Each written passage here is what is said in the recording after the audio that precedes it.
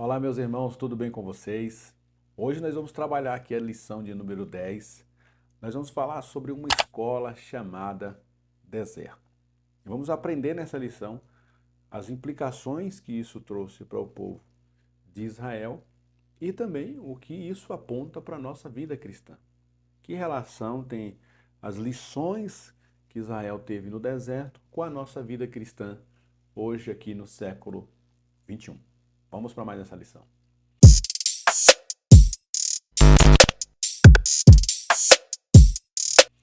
Pois bem, meus queridos irmãos, nós estamos diante da lição de número 10. Quero que você acompanhe comigo aí nesse slide, uma escola chamada deserto.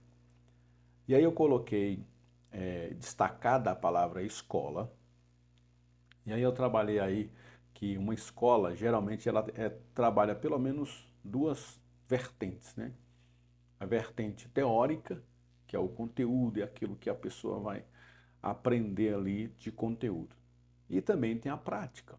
Então a gente não consegue fazer com que aqueles alunos, aqueles docentes saiam após um ano de instrução sem aprender alguma coisa, se a gente não tiver feito uma parte prática também. Não colocar eles também para fazer os exercícios, eles para fazerem as tarefas, os trabalhos, apresentações de trabalhos. E assim o conjunto de teoria mais prática vai levar a um aprendizado. E nós vamos ver que o deserto foi a maneira que Deus decidiu trabalhar na vida de Israel para ensinar a eles algumas lições muito importantes. Por que que Deus decidiu usar o deserto? Por que que Deus decidiu usar essa metodologia? Porque Israel iria ser aquela nação que iria ser exemplo para as demais nações. Então Deus precisava purificar esse povo. Deus precisava tirar todo o resquício de escravidão que eles tinham trazido ali do Egito. Muitos anos, mais de 400 anos, como escravos, vivendo numa terra estranha. E agora eles vão adorar o único e verdadeiro Deus. E eles vão ter que aprender lá no deserto como que se adora a Deus, como que se faz para depender exclusivamente do Senhor. E é sobre isso que essa lição vai tratar e aí também vai trazer, fazendo um link para a nossa vida cristã, o que isso implicaria para nós. E aí a gente está trabalhando uma lição de jovens e a gente precisa também fazer essa aplicação na vida dos nossos jovens, né? Também eles passam por lutas, por dificuldades, por problemas, muitos são provados ainda na fase de jovem, de adolescentes, e a gente precisa trabalhar essa lição no coração dessa juventude. A nossa verdade aplicada o que diz: Deus escolhe o deserto para mostrar ao seu povo sua fidelidade e seu poder sobre as circunstâncias, provendo milagres. Eu fiz questão de colocar aí uma adição na palavra circunstâncias, colocando como uma situação fortuita, uma situação que é circunstancial, é momentânea, é naquele período. Só que Israel demorou tanto para aprender a lição, olhe para cá. Israel demorou tanto para aprender a lição que eles foram como se fosse reprovando de série, né? Não sei se você já passou por essa experiência de reprovar de série. Eu nunca tive essa experiência. Mas quem reprova de série, quem reprova de ano, você está fazendo o sexto ano. Aí você não alcançou a média que a escola pede, que a escola determina. Aí o que você tem que fazer no outro ano? Repetir as mesmas matérias, com os mesmos professores. Você vê os seus amigos, seus alunos evoluírem para o sétimo ano, você ficou no sexto ano. Deve ser uma experiência terrível, eu nunca passei por isso. Tive o privilégio de sempre passar de ano. Mas imagina uma pessoa que reprova um ano, 2 anos, 3 anos, e aí aquela carga de anos que ele deveria esgotar em 10 anos, 11 anos, mais ou menos, ele vai levar 13, 14, 15 anos para terminar o ensino médio. E muitos não chegam a terminar, param por ali mesmo e vão viver a sua vida. E aí a gente percebe que tem muitas pessoas na vida cristã também que não crescem. Você percebe que tem muitos jovens que passam anos e anos e anos, e eles até chegam a casar, chegam até a constituir família, mas você olha para o que ele era antes e para o que ele é hoje, 10 anos depois, está a mesma pessoa. Então a gente precisa trabalhar esse desenvolvimento. O que que Deus está permitindo na vida dos nossos jovens, o que que Deus está permitindo nas nossas vidas para trazer crescimento para nós. Israel, infelizmente, foi reprovado. Um ano, foi reprovado 2 anos, foi reprovado 3 anos, foi necessário 40 anos. Uma geração inteira morreu no deserto. Todos os homens de 21 anos para cima, aptos à guerra, todos esses homens morreram no deserto. Uma geração inteira ficou para trás para que a próxima geração que veio pudesse crescer no deserto, nascer no deserto, viver no deserto e aprender de Deus no deserto. Que nós possamos, o mais breve possível, aprender as lições da vida cristã para que nós possamos passar de fase, passar de ano e viver aquilo que Deus tem para nós como as suas promessas. Os objetivos dessa lição é perceber a pedagogia de Deus no deserto. Eu destaco a palavra pedagogia. Deus é pedagogo, ele sabe como trabalhar. É como uma professora que está em sala de aula e ela é pedagoga. Então ela olha um comportamento de uma criança e ela detecta que aquele comportamento necessita de uma intervenção específica. O restante da turma está indo bem, mas existe uma criança lá no meio que está um pouco desnorteada. Então ela vai usar os seus trabalhos pedagógicos, toda a sua carga de aprendizagem na faculdade e ela vai aplicar sobre aquela criança. Assim também é Deus. Deus ele resolveu aplicar toda a estrutura pedagógica do deserto na vida de Israel, para que quando Israel entrasse na Terra Prometida, entrasse sem aquela mentalidade de escravos que eles tinham adquirido no Egito. A segunda objetivo que a gente vai atingir com essa lição é vislumbrar os milagres de Deus no deserto. É lá no deserto que Deus se revela, é no deserto que Deus prova, mas também é no deserto que a gente recebe milagres de Deus. E o terceiro objetivo é aplicar as lições do deserto na vida cristã. O que que isso tem a ver comigo? O que Deus fez com Israel tem a ver comigo hoje? Tem tudo a ver. O apóstolo Paulo diz, olha para o que aconteceu com Israel e que o que aconteceu com eles sirva como exemplo para nós, para que nós não incorramos nos mesmos erros, porque o mesmo Deus que trabalhou lá é o mesmo Deus que trabalha aqui. Então ele pode usar uma circunstância adversa do deserto na nossa vida para nos trazer de volta para o centro da sua vontade. Até eu me lembrei de uma canção bem antiga, não sei se você, professor, vai conhecer ela, é aquela que falava assim, ó, pregadores de rosas, preguem os espinhos também. Preguem que Deus é amor. Deus é amor, mas é justiça também. Aí ele tem uma parte lá que fala assim, ó, pregaste facilidade para o caminho do céu. Se não houver santidade, o cristão jamais verá Deus. Então nós precisamos mostrar que a vida cristã de fato tem os seus espinhos, que a vida cristã tem as suas peripécias, que a vida cristã tem as suas dificuldades, mas que nós somos filhos de Deus e como filhos de Deus também temos acesso às promessas e às bênçãos de Deus em nome de Jesus. Versículo do dia está em Êxodo capítulo 13, verso 18, que diz, mas Deus fez rodear o povo pelo caminho do deserto, perto do Mar Vermelho, e subiram os filhos de Israel da terra do Egito armados. Acompanhe nesse mapa comigo aí, você vai perceber que eu fiz um traço a partir do ponto 1, que é o ponto de partida deles da terra de Gósen, e eles saíram do Egito e foram pelo esse caminho tracejado em roxo, que vai do 1, 2, 3, 4, vai caminhando. Essa é a rota mais comumente aceita, feita por Israel, quando eles saíram do Egito até eles entrarem em Canaã. Eles ficaram rodeando esse caminho, percorrendo essa trajetória durante 40 anos. E aí o caminho que era mais rápido, eu coloquei essa seta aí, esse era o caminho do ponto A, da saída deles do Egito, até a entrada em Canaã. Eles iam ter que passar pela terra dos filisteus. Se Deus quisesse só que eles saíssem do Egito e fossem para a terra de Canaã, para a terra prometida, eles teriam caminhado por essa seta reta que eu coloquei aí, passando pela terra dos filisteus.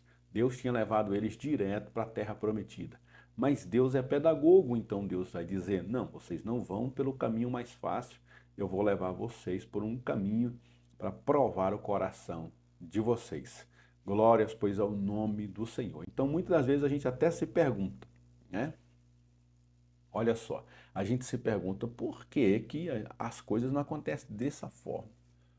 A gente, com a nossa mentalidade humana, e uma mentalidade assim, então, digamos, imediatista, a gente pensa, por que que Deus não faz assim?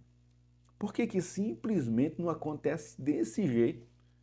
Porque nós estamos pensando de uma maneira humana e imediatista. Mas Deus sabe o que vai acontecer amanhã, semana que vem, o ano que vem, daqui 10 anos. Deus tem uma projeção alongada do futuro. Nós só enxergamos o hoje, o agora. Pensando no agora, no hoje, a gente quer uma coisa para nós, mas Deus tem sempre revelações novas para fazer, porque Ele conhece a nossa vida, a nossa trajetória, e não só o hoje, mas Deus tem um futuro reservado para nós e tem promessas reservadas para nós. Por isso Ele vai dificulta o caminho. Tem até uma frase que diz, né, que Deus ele pega uma coisa, ele complica, aí ele complica, complica. Aí depois ele vem e descomplica, descomplica, descomplica e depois ele explica por que que ele complicou tudo, né? Então a gente muitas vezes não entende como é que Deus está trabalhando, por que que aquela coisa foi por aquele caminho, mas Deus sabe de todas as coisas. Por isso nós devemos em tudo dar graças a Deus. Aleluia. Olha a introdução. O deserto é associado à ideia de solidão, caos e necessidade. Porém, percebemos nas Escrituras que foi justamente neste lugar adverso que o povo de Israel foi tratado por Deus e viveu grandes milagres. Glória a Deus. É lá no deserto que nós vamos ser tratados por Deus e também vamos viver milagres extraordinários da parte de Deus. Ponto-chave. Diz assim: o deserto tem um valor pedagógico muito grande, pois além de provar o coração do homem, faz com que ele dependa exclusivamente de Deus. Nesse momento, irmãos, é muito fácil a gente falar para alguém que está passando por uma prova, por um deserto, e a gente apontar para ele e apontar, olha, Deus está te provando, Deus vai te dar vitória. Isso é fácil fazer, apontando para alguém. O difícil é quando é a gente que está passando, a gente dizer para nós mesmos que isso é uma prova do nosso coração. Deus está provando o nosso coração. Porque muitas das vezes a gente vai achar que não merecia passar por aquilo. Esse é o grande problema. É quando nós acharmos que não merecíamos, não precisava passar por isso. Por que que eu tive que passar por isso? Mas depois de muito tempo, depois que passa a prova, depois que passa aquele período, é que a gente vai entender que de fato precisávamos sim. E graças a Deus que ele cumpriu a vontade dele, não a nossa. Se ele tivesse cumprido a nossa, nós não teríamos aprendido aquela lição. Glórias ao nome de Jesus. Tópico de número 1, os milagres no deserto.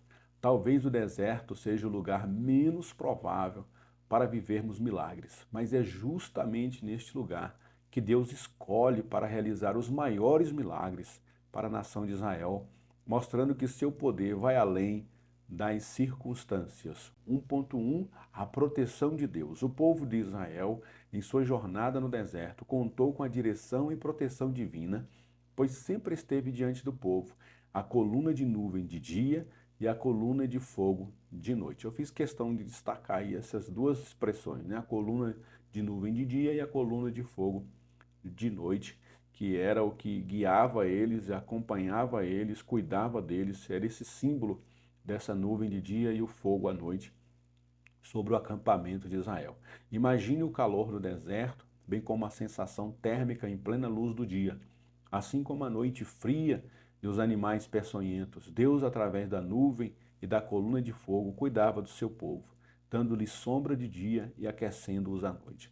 além de espantar os animais escondidos na areia e orientar o povo na direção certa. Não devemos temer, por mais que não conheçamos o terreno. Se estamos na direção de Deus, podemos contar com a sua proteção. E aí eu acrescento aí a essa revista essa frase, né, que a gente menciona muito. É melhor estar no deserto com a direção de Deus, ou estar no deserto na direção de Deus, do que em um paraíso, do que em um oásis, do que em um lugar perfeito, mas sem a direção de Deus, sem a graça de Deus, sem a proteção de Deus, né?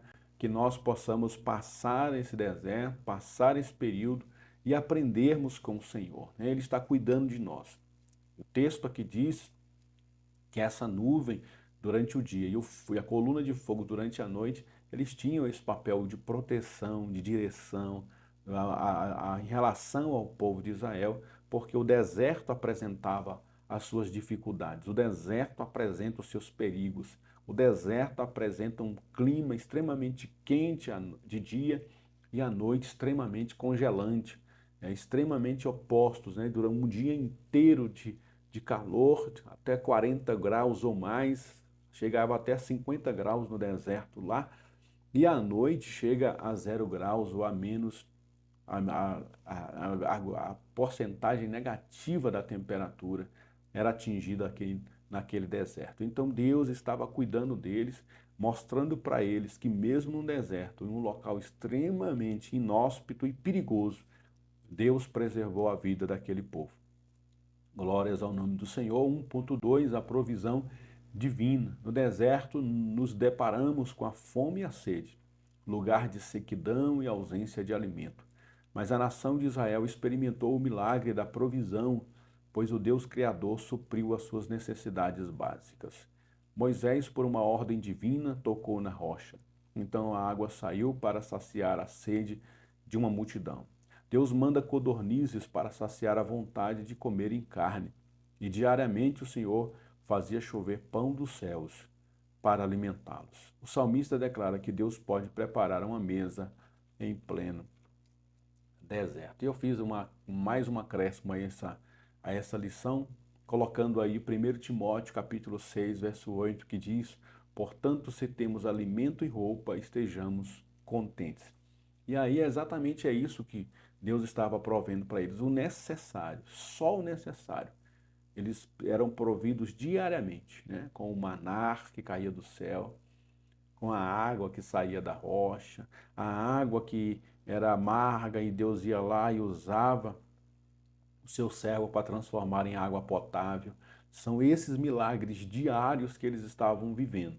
E o apóstolo Paulo, escrevendo a Timóteo, versículo 8 do capítulo 6, ele diz exatamente isso, que se nós temos alimento e nós temos vestimenta, que nós estejamos contentes com Deus. E é exatamente isso Deus estava provendo para eles. Mas o problema é que eles estavam com saudades das cebolas, eles estavam com saudades das coisas que eles viveram lá no Egito. Eles não estavam olhando para a terra de Canaã. Quando eles olharam para a terra de Canaã, eles viram só dificuldades. Ó, lá tem gigantes, ó, os homens são poderosos, a gente não vai conseguir entrar, vai morrer todo mundo.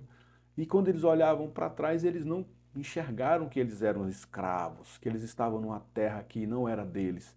Eles apenas lembravam de cebolas e pepinos, né? E Deus então estava dizendo para aquele povo: eu cuido de vocês, eu providencio o necessário para a subsistência de vocês. E hoje também é a mesma coisa, Deus provê o necessário para a nossa subsistência. E baseado nisso, eu sempre, quando eu prego sobre esse texto de 1 Timóteo 6,8, eu faço esse questionamento aos irmãos e a quem está me ouvindo. Se tem faltado pelo menos a comida, a água e roupa para essa pessoa. 99, 100% das pessoas dizem: não, graças a Deus temos o que comer, temos o que beber e estamos vestidos. Baseado nisso, eu digo sempre assim: então Deus não está devendo nada para nós. Porque a promessa dele através do apóstolo Paulo, dizer que se nós temos comida, bebida e roupa, então nós estejamos contentes com o Senhor. E o Senhor não tem deixado faltar isso. O demais vai ser acréscimo, ele vai acrescentar na nossa vida. Ele vai prover coisas para a nossa vida, mas o necessário já temos para a sobrevivência. Glórias, pois, ao nome do Senhor, e Ele é fiel e tem provido isso na vida de cada um dos seus servos. E aí a gente tem uma reflexão para fazer aqui, que é no anonimato do deserto, que Deus forja os homens para uma obra específica, ensinando que a direção e a provisão de um homem vem unicamente de um Deus que é suficiente, né? A gente vai perceber, gente, aí a gente pode fazer a aplicação dessa lição na vida dos nossos jovens da seguinte forma: tem muitos jovens que vão se casar muito rápido, muito cedo. Você vai perceber aí, você que é líder de jovens, jovens com 17, 18 anos, eles completam 18 anos, arrumam um emprego e vão casar. Essas pessoas possivelmente vão ser instrumentos de Deus muito em breve para trabalhar com casais, eles vão ter experiências, vão ter, quando eles estiverem lá com seus 10, 20 anos de casado, eles vão ter ainda 40 anos de idade. Então, possivelmente, eles podem ser jovens ali, quando eles, assim que se casarem, começar a trabalhar eles, treinar eles, para no futuro bem próximo eles serem líderes de casais. Já tem jovens, como eu, por exemplo, demorei muito para me casar. Então eu gastei toda a minha juventude aprendendo a palavra de Deus, orando, buscando, clamando, evangelizando. Então eu me tornei obreiro e líder muito cedo. Ainda jovem, eu era superintendente da escola. Ainda jovem, eu já fui separado a diácono. Ainda jovem, eu pregava a palavra de Deus. Ainda jovem, nós evangelizávamos de madrugada. Então eu não tinha o que me prendesse. Então eu tinha essa facilidade de ir para a rua, de ir para o evangelismo, de estar em todos os lugares, de estar em todas as reuniões. Então o pastor viu isso em mim, já me separou para o cargo de obreiro, já me separou para ser superintendente, eu logo virei professor, comecei a estudar, me dedicando à casa do Senhor e logo eu estava envolvido com um monte de coisa. E hoje, como pastor, isso me serviu para quê? Hoje, como pastor, eu passei por todos os departamentos praticamente de uma igreja. Liderei vários departamentos dentro de uma igreja. Isso me deu base, me deu experiência para o que eu sou hoje. Eu estou hoje como pastor. Então, hoje, isso me instruiu a eu instruir os nossos líderes, as pessoas que me cercam. A gente pode ter uma bagagem para responder a elas. Então, tudo que vai acontecer na vida dos nossos jovens hoje, a gente tem que estar atento que pode ser que Deus está trabalhando. Tem eles que não querem casar agora, pode ser Deus trabalhando. Tem aqueles que querem casar logo, pode ser Deus trabalhando. Tem aqueles que vão dar um pouco mais de trabalho, pode ser Deus trabalhando. Tem aqueles que vão orar muito, pode ser Deus trabalhando. Então Deus vai trabalhar na vida dos nossos jovens para que a gente tenha no futuro um material, uma obra-prima, né? Obreiros, líderes, evangelistas, pastores, doutores, forjado aí já nessa fase já da juventude. Deus pode forjar essa juventude para que eles sejam futuros pastores, futuros líderes, né, que aprendam logo cedo com o casamento. Tem outros que vão demorar para casar, vão casar bem tarde, tem deles que vão ter filhos logo cedo, e aí vão ter experiências com filhos. Tem aqueles que vão demorar muito para ter filho, e aí, mas vão ter experiências em outras áreas, e assim Deus vai forjando cada um deles, né? A gente nunca pode nivelar eles de maneira igual e querer que todos ajam da mesma forma, né? Deus muitas vezes permite até situações desagradáveis, adversas, mas eu creio que mesmo na adversidade, mesmo nas coisas mais complicadas, que a gente se chateia com aquilo, Deus pode estar trabalhando para poder, no futuro bem próximo, apresentar para nós uma liderança abençoada em determinada área, que se fosse para a gente fazer assim, a gente nunca imaginaria que logo aquele jovem vai servir para essa função. Nunca passou pela minha cabeça. Então é assim que Deus faz, é assim que Deus vai continuar fazendo. Tópico 2, a murmuração e seus males. Aí o problema de você estar no deserto sendo provado é justamente esse mal da murmuração, né?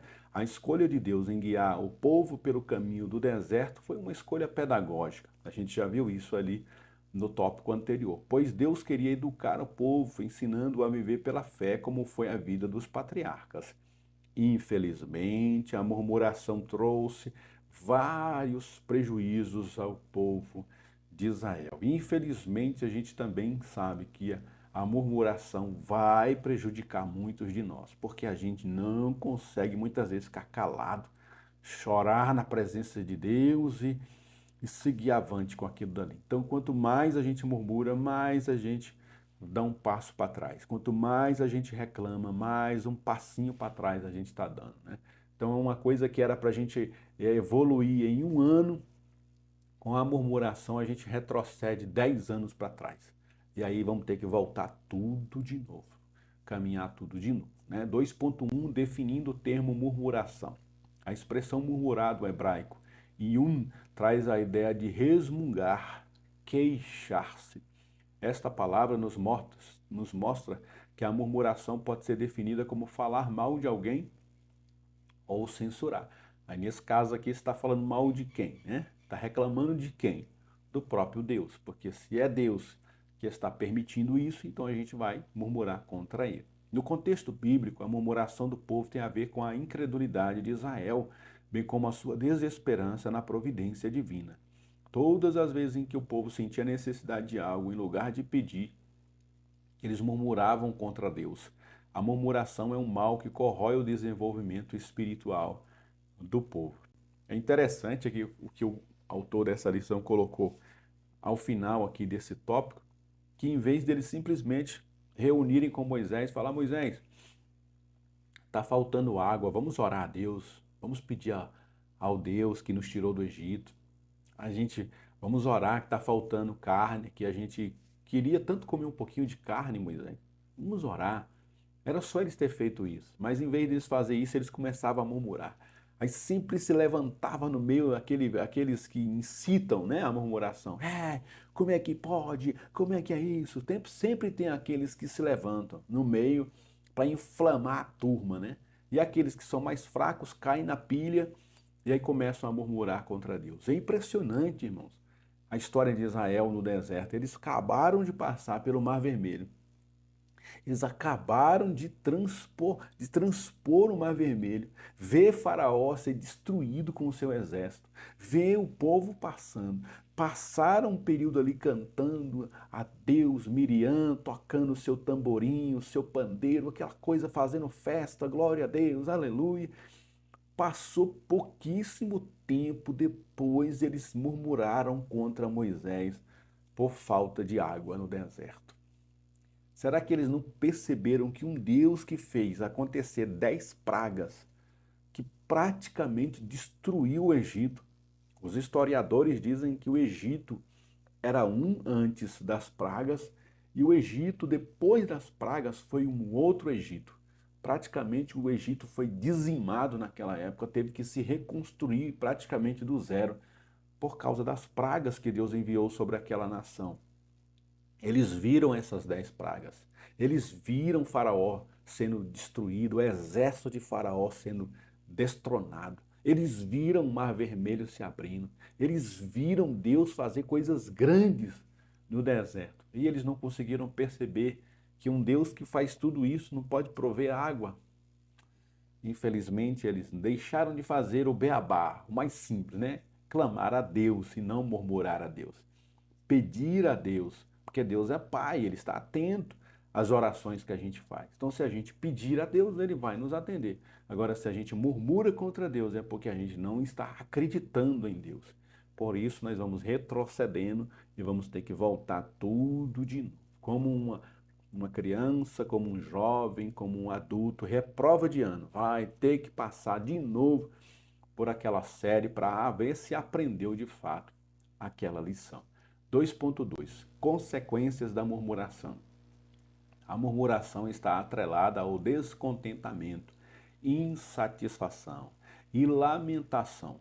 Logo, ela expressa oposição e rebelião. No caso do povo de Israel, isso foi feito ao próprio Deus.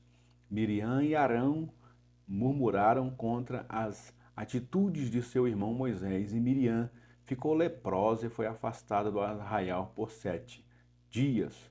Coré, Datã e Abirão murmuraram contra a liderança e a autoridade de Deus e foram consumidos de forma extraordinária com a sua família. Por fim, o próprio povo de Israel caminhou por 40 anos no deserto E a geração que saiu do Egito não entrou na terra prometida, excetuando-se Josué e Calebe. Deus continua o mesmo. Que venhamos a entender a soberania de Deus na escolha de líderes e o glorifiquemos por seus feitos. A murmuração só retarda as promessas de Deus em nossas vidas. Né? São casos bem conhecidos de levantes que aconteceram justamente por isso, por descontentamento. Né? Você está vendo Moisés liderando, aí alguém não se contenta com a liderança de Moisés, acha que consegue fazer melhor, aí se levanta contra Moisés. Se você está se levantando contra Moisés, você está se levantando contra o próprio Deus. Se Deus é que colocou Moisés aqui, se a gente se levanta contra Moisés, a gente está se levantando contra o próprio Deus. E assim também é hoje nos nossos dias. A gente tem que ter fé e crer que Deus colocou as lideranças que estão, nossos líderes, nossos pastores, à frente dos trabalhos. E Deus está usando eles, até mesmo em coisas que não agradam a gente. Até mesmo naquilo que desagrada a gente, Deus pode estar usando os nossos líderes, os nossos pastores. Agora a gente não entende, mas lá na frente a gente vai entender por que eu peguei aquele líder tão ruim, aquele líder que não me entendia, aquele camarada que me colocou em uma prova, aquele líder que não me ajudou quando eu precisava. Então, em vez da gente murmurar contra ele, a gente segue a nossa caminhada cristã e depois a gente vai perceber que a mão de Deus estava trabalhando sobre a nossa vida. E a gente deve fazer o quê? Em vez de murmurar, devemos orar a Deus. E Deus vai prover saídas para nós. Se for uma questão injusta, Deus, como é justo, vai promover a justiça. Se é uma prova de Deus, Deus vai dar graça para que a gente possa passar por aquele período e crescer durante aquele período. Glórias, pois, ao nome do Senhor. Né? E aí o tópico de número 3, o legado do deserto. O que que a gente então vai aprender com essa passagem pelo deserto? Deus escolhe o deserto para marcar a história de Israel. Foi justamente no deserto que Deus se revelou ao povo através do tabernáculo e instituiu leis através dos 10 mandamentos. Estes dois legados fazem parte da nação de Israel. 3.1, o tabernáculo e a adoração a Deus é justamente o tema da lição passada, né? A gente falou aqui sobre o tabernáculo, aprendemos sobre o tabernáculo. Você quer aprender um pouco mais, volte aí na lição anterior e estude um pouquinho sobre o tabernáculo. Tem lições extraordinárias nesse item que Deus inseriu na vida do seu povo, justamente lá no deserto. E aí a gente volta aqui só para dar uma pincelada, 3.1, o tabernáculo e a adoração a Deus. O tabernáculo foi levantado no deserto, conforme a arquitetura do próprio Deus. E tudo o que existia nele foram minuciosamente revelado a Moisés. Dentre os vários elementos e utensílios do tabernáculo, a Arca da Aliança é um dos símbolos mais sagrados, pois simbolizava a presença de Deus. Olha que lindo, né? A presença de Deus estava lá no tabernáculo, e dentro do tabernáculo estava a Arca da Aliança, e a Arca da Aliança carregava ali, né, a presença de Deus. Dentro da arca continha as tábuas da lei, a vara de Arão que floresceu e o maná que dera ao povo. O povo não podia esquecer que Deus, além de ser provedor das suas necessidades, ele era também quem os direcionava em todos os sentidos. O tabernáculo possibilitou ao povo se relacionar com Deus e a conhecer seus mandamentos. Uma das coisas que a gente aprende com a construção do tabernáculo é que ele era móvel. Ele era construído com peças desmontáveis. Então, quando a nuvem estava por cima do tabernáculo, eles construíam ela ali. E ela ficava por um tempo. Quando a nuvem começava a se deslocar, eles tinham que desmontar o tabernáculo, recolhiam as peças e caminhavam com aquela nuvem, simbolizando que Deus estava no meio deles, através do tabernáculo, Deus estava no meio deles. E através da coluna de nuvem, a coluna de fogo, Deus estava dirigindo eles por aquele caminho. Exatamente no lugar em que Deus determinasse, eles paravam, acampavam, montavam o tabernáculo e viviam as experiências com Deus. Que privilégio, né? E que pena que eles não entenderam isso. Que pena que hoje a gente tem uma mente tão elucidada, mas na época não era claro isso para eles. Muitos deles não entendiam para que aquilo tudo. Simplesmente a gente pode sair do ponto A, como eu mostrei no mapa, A gente sai do ponto A e vai para o ponto B e acabou a conversa. Não precisa passar por isso. Mas a gente não entende o trabalhar de Deus, né? A gente não entende como que Deus vai agir, vai permitir as circunstâncias. 3.2, os 10 mandamentos, que é um outro legado aí do deserto. É impressionante, pois Deus poderia ter revelado o decálogo na terra prometida, mas o revelou no meio do deserto. Às vezes esperamos as maiores revelações de Deus em lugares de bastante comodidade, mas não raramente ele nos leva para o anonimato e para a solidão, para que tenhamos revelações profundas acerca do seu caráter. Através deste compêndio de leis, o povo deveria entender a necessidade de amar a Deus, viver em santidade e respeitar os limites relacionais com o seu próximo. Este código de ética passou por gerações, sendo ainda símbolo da religião judaica. Nas festas anuais, o povo relembrava do tempo da peregrinação, bem como as benesses de Deus sobre a sua vida, né? Os mandamentos de Deus que até hoje guiam a nós também, né? Os mandamentos de Deus que servem como luz, como parâmetro para a religião judaica até hoje também para nós, né? Que nós possamos valorizar aquilo que Deus está mostrando para nós em tempos de crise, né? É justamente lá no tempo da crise, no tempo em que nós estamos sendo amassados, né? Prensados, é lá nesse tempo que a gente vai receber as revelações de Deus, as direções de Deus, que Deus vai trabalhar o nosso ministério, que Deus vai trabalhar o nosso caráter. E é justamente nesse momento que a gente pode, enfim, desabrochar e viver as coisas grandes de Deus.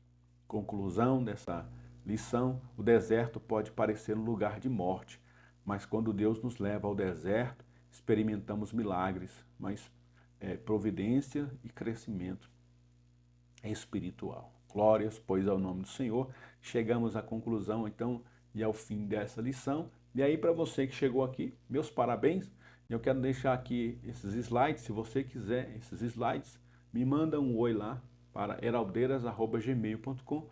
Diz lá, Pastor Heraldo, eu quero os slides. Me mande esses aí, que aí eu respondo devolvendo para você aí em anexo, para você poder abrir, editar e fazer as coisas que você achar necessário do slide, está autorizado usar e abusar desses slides, tá? Também eu tenho essa lição aqui em PDF, caso você queira, para você trabalhar também aí, confeccionar os seus slides, é muito mais fácil tendo ela em PDF no nosso computador. Então me manda também um e-mail me dizendo, Pastor Heraldo, me manda a lição em PDF, né? Me manda a lição toda em PDF, eu quero essa lição para heraldeiras@gmail.com e aí eu te devolvo também em forma de anexo, tá bom? Que Deus te abençoe e a próxima lição nós vamos estar trabalhando as principais festas judaicas, né? É um tema bem interessante, a gente aprende muito com cada uma dessas festas e por que que Jesus morre na Páscoa, por que que o Espírito Santo vem no Pentecoste, tudo isso tem uma certa ligação e a gente é bom entender e aprender essas festas e nós vamos aprender elas na próxima lição, lição de número 11, se Deus assim nos permitir. Então vamos fazer assim, vamos estudar essa palavra, vamos abençoar essa juventude, que Deus tem coisa boa para nós mesmo no deserto. Deus abençoe.